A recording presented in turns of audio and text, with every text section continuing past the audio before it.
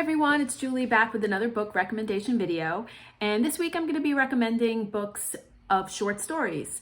I think people seem to have a love-hate relationship with short stories. Some people love them, some people hate them. I fall into the love category. I really think they serve a purpose, especially around, people are telling me that they're having hard times concentrating on books and how to, how can they can't get through a book and things like that. So short stories, I feel like, are the answer.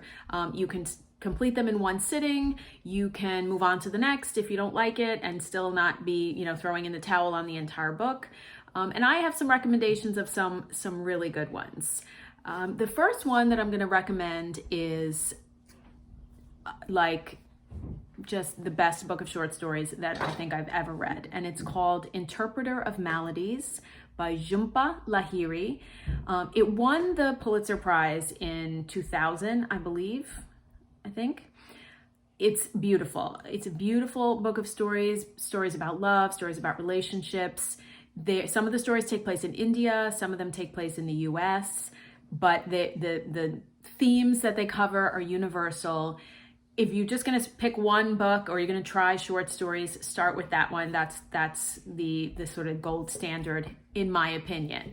Another book that I would like to recommend, this one's a little more recent, and it's called You Think It, I'll Say It by Curtis Sittenfeld.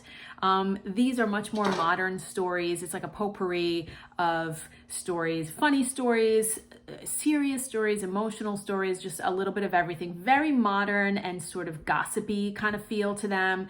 My favorites, one of my favorites is called Gender Studies, and it's about a woman who forgets her driver's license in her Uber and has to go through all these steps to get it back.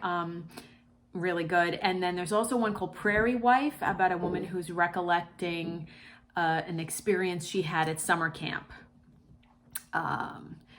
So I really think that you should give short stories a chance if you you may be on board already and these will be right up your alley, but I also think that you can read, a lot of people read two books at the same time, and I'm not really good at doing that. I read one at a time, except I can read sort of short stories, you can sort of fit them in as well. So that's why I recommend them a lot. For something a little more humorous, I'm recommending a book called Hits and Misses by Simon Rich. Simon Rich wrote for Saturday Night Live. He wrote for The Simpsons.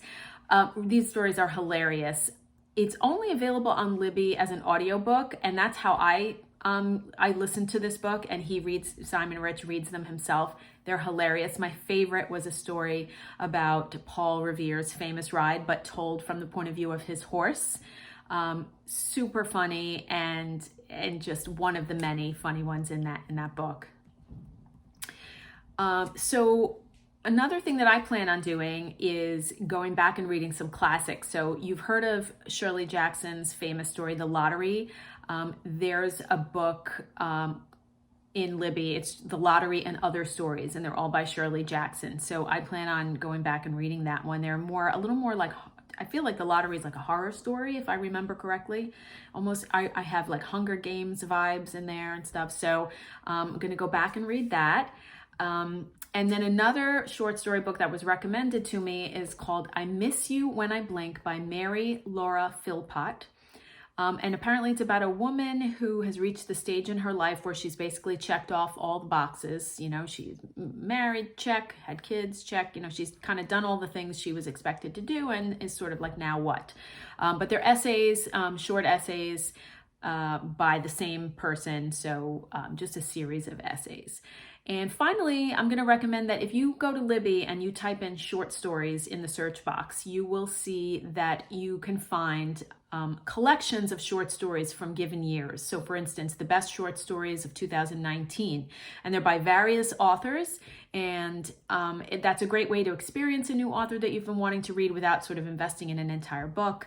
And they have, like I said, every year. I think we have from 2011 on upwards through 2019 so far. So that's all I have for short stories. I hope everyone is staying safe and healthy, and I'll see you next time. Bye.